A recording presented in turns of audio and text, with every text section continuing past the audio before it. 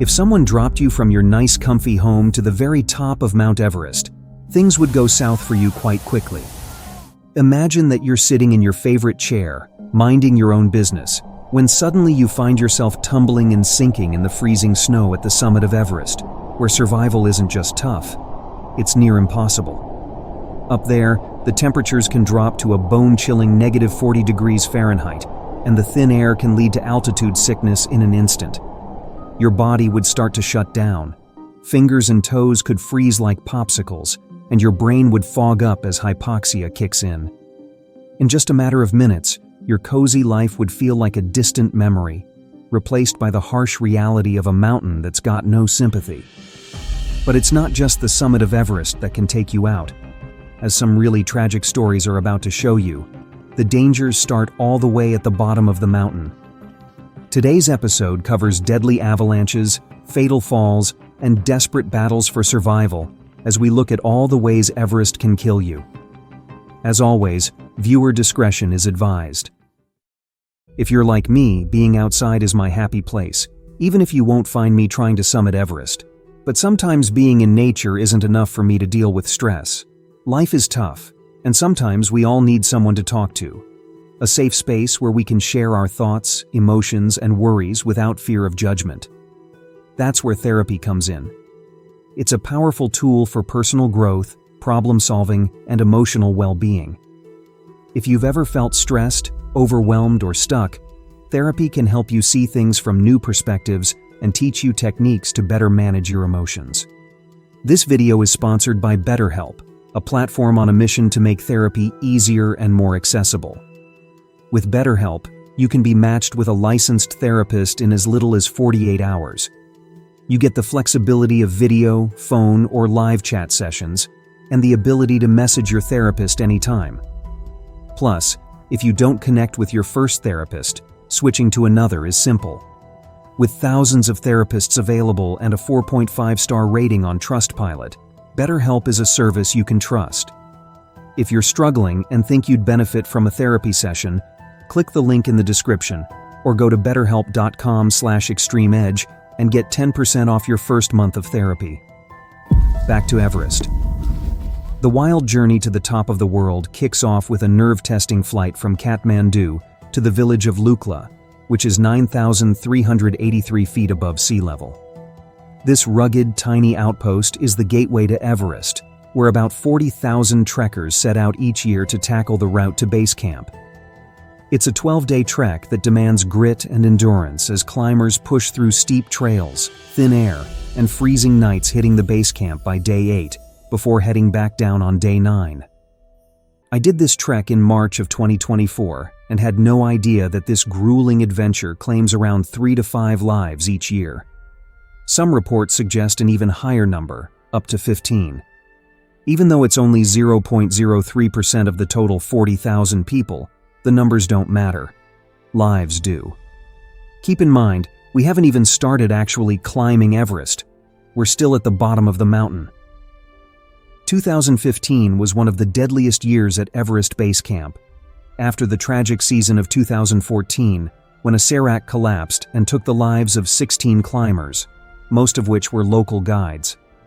Everyone thought 2015 would be a comeback year to redeem the shattered hopes from the previous season. So, the enthusiasm within the mountaineering community was at an all-time high, and climbers were determined to take back Everest, no matter the risks. On April 25th, base camp was packed with nearly 1,000 climbers. Some were getting used to the altitude for their big summit attempt, while others were just there for a day or two before heading back. Among this crowd, 400 climbers were from outside Nepal, including 2 British trekkers, Alex Schneider and Sam Shapat, who were just as pumped as everyone else. But just when it seemed like the season was ready to serve up the big adventure, a monster 7.8 earthquake ripped through Nepal and nearby countries. Even though the epicenter was 140 miles from Everest, it created a bunch of avalanches up the mountain that came crashing down onto base camp. Alex, Sam, and the rest of their group were inside their tents when the ground started shaking like crazy out of nowhere. Before they could process it, Their guide was yelling at the top of his lungs for them to get out and grab their ice axes. They stumbled out, barely finding their footing, and were hit with a sight straight out of a nightmare. With the ground still trembling under their feet, they looked up and saw a massive wall of snow hurtling right at them. Panic kicked in as they desperately ran to find shelter. But before they could move, a blast of wind knocked them to the ground and scattered the group. Somehow, the duo managed to get up and crawl behind the tents, digging their axes deep into the snow to anchor themselves. Luck must have been on their side that day, because both of them made it through the deadly avalanche. However, that wasn't the case for everyone else around. Almost 22 people fell victim to the chaos, either getting crushed or buried under the snow, while 61 more suffered serious injuries. The incident unfolded at base camp, close enough for rescue helicopters to swoop in and save some lives before things got way worse. They couldn't save everyone, though. That earthquake, along with its aftershocks, claimed a total of 8,962 lives across Nepal, China, India, and Bangladesh. But if you think these avalanches and sketchy weather are the only reasons not to be on Everest Base Camp, you've got another thing coming. Life up there is anything but normal, even when the weather plays nice. The crazy altitude is just one part of it. The overlooked issue is hygiene. Over the years, Mount Everest has picked up some wild nicknames, and one of the worst is the highest garbage dump in the world. Experts believe there are around 50 tons of waste just sitting on the mountain itself. And if you think that's bad, Everest Base Camp spits out a staggering 75 tons of garbage every season, including 21.5 tons of human waste alone. With those bone-chilling temperatures, that waste isn't breaking down naturally, so you can literally see human solid waste scattered all over the rocky, snowy ground. And that's in addition to the 63,400 gallons of urine climbers dumped straight onto the glaciers near base camp. While the authorities have tried to tighten the reins with some strict regulations for climbers, the growing number of visitors each year just makes the mess worse. When you mix these hygiene issues with altitude sickness and those extreme temperatures, you end up with an environment that's downright brutal to survive in. Climbers often find themselves battling gastrointestinal bacteria, nausea, and other nasty ailments while trying to acclimate at the camps.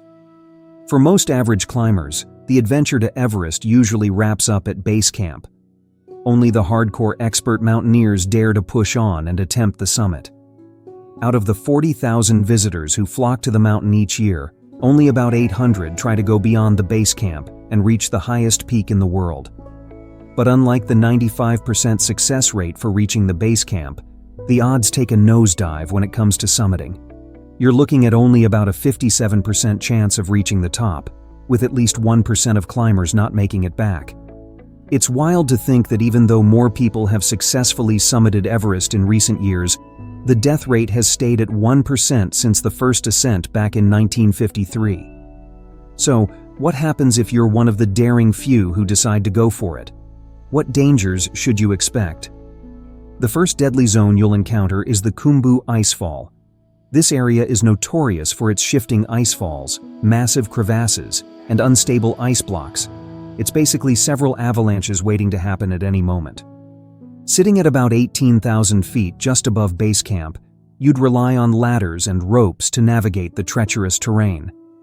But with the unpredictable surface and razor-sharp ice formations, those ladders can slip and ropes can snap. This could lead to some deadly falls. And if you take a tumble from Everest, you probably already know the consequences. That's what turned out to be the fate of a highly talented Russian mountaineer, Alexei Bolotov, in May 2013. His story covers relentless ambition, the heights of achievement, and ultimately the steep cost of reckless adventure.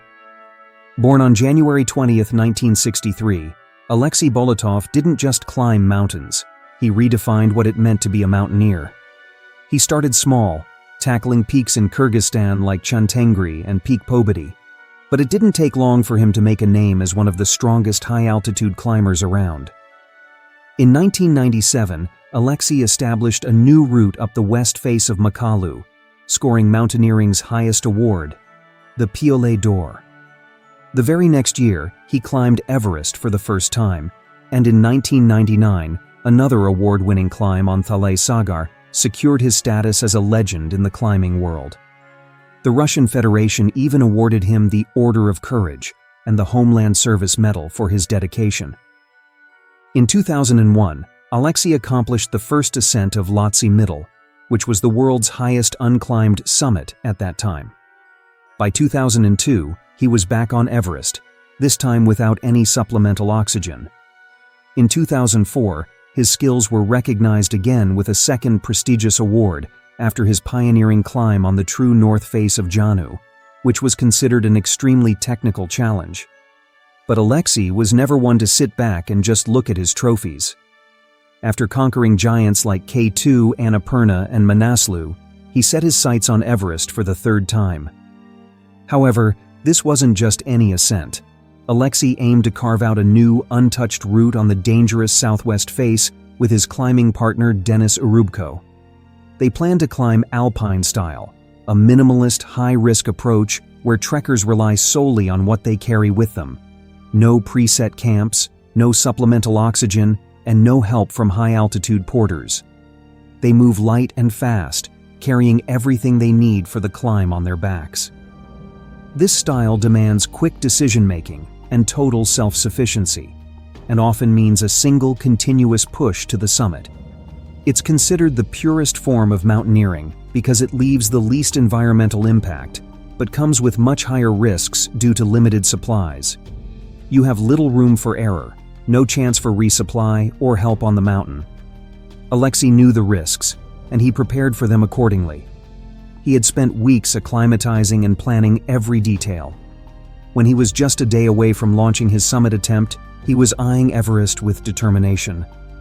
On May 15th, while descending a steep section just above the deadly Khumbu icefall, a disaster struck. His rope caught on a sharp rock, frayed under the tension, and snapped, sending him into a sudden, nearly 1,000-foot fall. In just seconds, his climb, and his life, were over. The tragedy no one saw coming.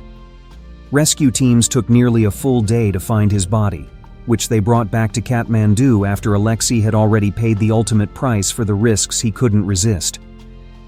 The Khumbu icefall stretches about 2,000 feet of intense technical climbing that leads you right into the wide, glacial valley known as the Western Subudiem. This surreal, jaw-dropping landscape feels like stepping into a massive, bowl-shaped expanse of never-ending snow with Everest towering over you. The views are stunning, with the super-quiet atmosphere. It's no wonder they call it the Valley of Silence. You'd think that after the rough climb through the Khumbu icefall, this snowy, stable field would finally offer a much-needed relief. But on a dry, windless day, the Western CWM can be one of Everest's toughest challenges. With its bowl shape, this valley traps sunlight like a solar oven, turning it into a sweltering heat trap. When the sun's out and there's no wind, daytime temperatures can soar to around 95 degrees Fahrenheit. Already drained from the brutal climb through the Khumbu, you're facing a real risk of severe dehydration. And when paired with the ever-present altitude sickness, this heat can push you to the edge, sometimes with fatal results. Moving through the Western CWM, you'll hit the Camp 1 site at about 19,900 feet. This spot is key for acclimatization, where climbers relax, hydrate, and gear up for the next leg of the journey. While Camp 1 doesn't see as many accidents as some areas higher or lower on the mountain, it's easy to underestimate how taxing the climb ahead will be and move too quickly. That's why climbers are strongly encouraged to at least take a full night at Camp 1 to let their bodies acclimate properly before continuing. The area is positioned in avalanche paths from both Everest and its neighboring peak, Lhotse, which can send snow slides all the way down to the base camp. Warmer days at the Western CWM can also melt ice, leading to unstable snow bridges or ice formations that might collapse underfoot. Massive crevasses near Camp 1 can also shift and open up suddenly, swallowing gear, or worse, climbers, who may not notice the hidden hazards. One of the biggest challenges with Camp 1 is its position. If a climber falls ill or needs urgent support, heading back to base camp isn't a quick or simple option because you have to cross back through the Khumbu icefall. Many climbers who need recovery stay at Camp 1 for initial rest and make the risky descent to base camp with assistance only if necessary. From Camp 1, you'll follow the route through the western CWM to Camp 2, which sits at around 21,300 feet. They also call it the Advanced Base Camp since it acts as the main logistical hub before you tackle the mountain's toughest sections. The terrain isn't too technical here, but don't let your guard down. This is where the mountain starts to show its true colors. As you approach Camp 2, you'll have spent enough time above 18,000 feet for the risk of pulmonary and cerebral edema to start creeping in. High-altitude pulmonary edema, or HAPE, is a life-threatening condition where fluid accumulates in the lungs, impairing oxygen absorption and causing intense shortness of breath, fatigue, and chest congestion. As climbers push higher, especially after prolonged time above 18,000 feet, HAPE symptoms can escalate quickly, leaving climbers gasping for air even at rest. Similarly, high-altitude cerebral edema, or HACE, is a condition where fluid builds up around the brain. This can send your mind into a tailspin, causing confusion, headaches, dizziness, and a serious drop in coordination. If you don't get down quickly, HACE can spiral into severe hallucinations, unconsciousness, or worse, death. To put it simply, one of the most telling signs that HACE is kicking in is when your grip on reality starts to slip. This is what happened with Australian mountaineer Lincoln Hall, who developed high-altitude cerebral edema on the way down from the summit on May 25, 2006. At a staggering elevation of 28,212 feet, Lincoln began to feel the symptoms creeping in, and things went downhill fast. In no time, he lost his sense of direction and became increasingly stubborn and disoriented, leaning more and more on the Sherpa guides around him. But at such heights, their ability to help him was limited, and they ultimately had to prioritize their own safety, leaving him behind to face the mountain alone. He was declared dead, and that gut-wrenching news was passed on to his friends and family. They were devastated and shocked. Just when they started to make sense of the news and grieve, they got a call. An American mountaineer, Daniel Lee Mazur, leading another group of climbers, found him alive nearly 12 hours after he had been left behind. By that time, he was deep into extreme hallucinations and convinced he was sailing on a boat instead of being stranded on a mountain. At one point, he even grabbed one of the rescue team's radios and started coordinating his own rescue, completely unaware that the mission was actually for him. In an interview, Daniel shared the mind-boggling details of Lincoln's erratic behavior during the rescue operation. These hallucinations can trick climbers into believing they're still capable of reaching the summit and safely descending, while their condition is far from adequate.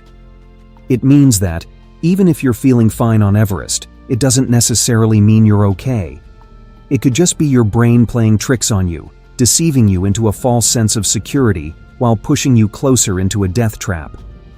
To cope with this, experts recommend that climbers monitor their ascent speed very closely. If you're moving at a rate of about 1 to 1.5 hours for every 330 feet, you're in good shape. But if you're slower than that, it's a sign something's off with your body, and your chances of making it to and back from the mountains safely are significantly low, even if you don't feel any obvious symptoms yet. However, when the summit is in sight, climbers often throw this crucial advice out the window. The trek from Camp 2 to Camp 3 is one of the most dangerous stretches on Everest. Between these two camps, you'll have to tackle a jaw-dropping 3,690-foot wall of glacial blue ice known as the Lhotse face. This steep beast of an obstacle gets its name from the world's fourth highest peak, sitting right next to Everest, called Lhotse.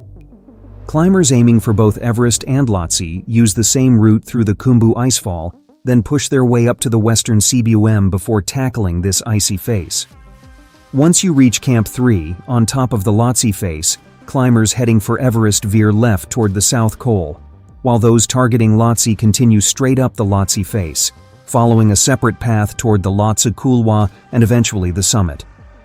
However, Climbing up the jagged wall of Lhotse face is not a straightforward task. Its steep elevation can rise at a brutal 40 to 50 degree angle, with even terrifying 80-degree bulges thrown in for good measure. High-altitude Sherpas and lead climbers will set fixed ropes along this icy ascent, but it's up to you to establish a solid rhythm with your foot placement and pull yourself up using your ascenders. This becomes even trickier for the porters lugging heavy loads. One little misstep, and you could find yourself tumbling miles down into the unyielding snow below. Sherpas are all too familiar with these risks and come fully prepared to handle them. However, if Everest decides to take you down, it doesn't matter how experienced you are. On May 19, 2016, 25-year-old high-altitude porter Ang Furba Sherpa was leading a team of 7 for Arun Treks and Expeditions on an excursion for Indian soldiers to the top of Lhotse Mountain. Ang had already climbed Mount Everest twice, so he knew his stuff quite well. When they reached the bottom of the face, Ang, being the senior-most, climbed up the giant ice wall and started setting the ropes for the rest of the team to follow. Once they crossed that, they were supposed to veer off toward Lhotse Peak to make their summit attempt. But while he was hanging over a dangerous ledge, finishing up the task, he slipped and fell nearly 2 miles straight down, landing at Camp 2. We can only imagine the kind of death he must have faced. He probably suffered several agonizing broken bones and, well, who knows what else. A rescue team later retrieved his body with the help of helicopters. If you make it across the Lhotse face and reach Camp 3 on Everest, you'll find yourself at a staggering elevation of 23,625 feet, where your chances of survival drop to terrifying lows. Your next destination lies another 2,400 feet up, but at this altitude, oxygen levels drop to only 8.7%, compared to the 21% you breathe at sea level. This hostile region is known as the death zone of Mount Everest, where the human body can no longer acclimatize to the harsh conditions. It relies only on stored and supplemental oxygen, and once that runs out, it shuts down quickly. Here, the risk of pulmonary and cerebral edema soars to its highest levels. Even with supplemental oxygen, you can only endure this environment for a day or two at most, so time becomes your most precious resource. Camp 4 marks the highest point on Everest before climbers make their final push for the summit. The remaining leg of this extremely dangerous route takes 9 to 18 hours to cover the 3,000 feet from Camp 4 to the summit, depending on how fast you can manage the ascent. Apart from that, the weather is brutal and the winds are relentless. Temperatures often drop below -30 degrees Fahrenheit, and it can get even colder in winter. Winds, known as the jet stream, blast across the summit at 50 to 100 miles per hour, sometimes surging over 200 miles per hour, making it feel like a frozen hurricane. These conditions can change within minutes, creating sudden whiteouts and making it nearly impossible to see or stand. This is why at least 60% of all fatalities on Everest occur in the death zone. In addition to the extreme conditions, a significant factor behind the staggering death toll is that climbers often leave Camp 4 to tackle the summit already on the edge. Many of them don't eat properly due to the lack of resting spots, and the grueling terrain has already worn them down. So, they push their limits before they even set foot on the final ascent. The death zone on Everest stretches from Camp 4 all the way to the summit. As you make your way up, your first pit stop is the balcony, which sits at 27,700 feet. This small platform offers a brief respite and a breathtaking view of the peaks to the south and east, especially in the early morning light. As you keep moving up the ridge, you'll hit a series of impressive rock steps that force you to shift your course eastward into waist-deep snow. At 28,700 feet, you'll find a small table-sized area of ice and snow marking the south summit. This dome-shaped peak of snow is often mistaken for the true summit of Mount Everest, which is why folks call it the false summit. Once you reach the south summit, you're still about 430 feet from the highest point on Earth, but the terrain ahead grows even more treacherous. From the south summit, you'll ascend the knife-edge southeast ridge, known as the Cornice Traverse. Here, irregular rocks lie hidden beneath a layer of snow, creating one of the most exposed sections of the climb. A misstep to the left could send you tumbling 8,000 feet down the southwest face, while a slip to the right would plunge you 10,000 feet to the Kangshung face, also known as the Forbidden Side since it sees the least amount of climbers due to extremely rough terrain. At the end of this terrifying traverse, you'll confront a daunting bulge where the Hillary Step once loomed. This notorious rock wall stood 40 feet tall, but the 2015 Nepalese earthquake dealt it a heavy blow, leaving it significantly damaged. In ideal climbing conditions, you can expect it to take about 2 to 3 hours to climb from the south summit to the Hillary Step, and then another 20 minutes to reach the pinnacle of Mount Everest. Now imagine you're standing at 29,029 feet of elevation, the highest point on Earth, with the entire world sprawled out beneath you. You've spent over 2 months, countless grueling days, bone-chilling temperatures, treacherous and unpredictable terrain, thousands upon thousands of dollars, and above all, a constant fear of death to get here. But right now, none of those matters. You finally made it, and it feels worth every bit of sweat and struggle. That must have been exactly how 42-year-old Swiss climber Abdul Wahid Waraich felt on May 12, 2021. But then, reality struck him. He couldn't stick around on this peak he'd fought so hard to reach for more than half an hour. Besides the extreme conditions and looming fear of altitude sickness, at this height, he would have been vulnerable to the snow-reflected UV rays that could trigger snow blindness at any moment. And losing your sight 29,000 feet above sea level simply means a death sentence. To make matters worse, the brutal journey was only halfway done. The descent down Everest was even deadlier than the climb up. Abdul Wahid's oxygen tanks were likely running low, pushing him to scramble down as quickly as he could. With every ounce of grit he had mustered to get here, he must have started his descent from the top of the world. Though he faced no issues on the ascent, the exhausting queues on the way down began to take their toll. As he neared the south summit, crushing fatigue and an insatiable hunger for oxygen set in. This was when his fellow group members radioed back to the organizing camp, alerting them to his deteriorating condition. The organizing team sprang into action, sending 2 Sherpas with extra oxygen and food. But by the time the duo reached Abdul, he was already slipping into unconsciousness from acute mountain sickness. Despite their desperate attempts to revive him, the harsh reality of the death zone claimed another victim. Rescue teams waited a couple of days for the weather to clear before attempting to retrieve his body. A total of 10 expert Sherpas navigated their way into the death zone and successfully brought his body down to Camp 2 after 20 days, from where it was airlifted back to Kathmandu. This marked the highest point on the mountain from which a dead body was successfully retrieved by Sherpas. In the end, he made history on Everest, but not quite the way he'd dreamed.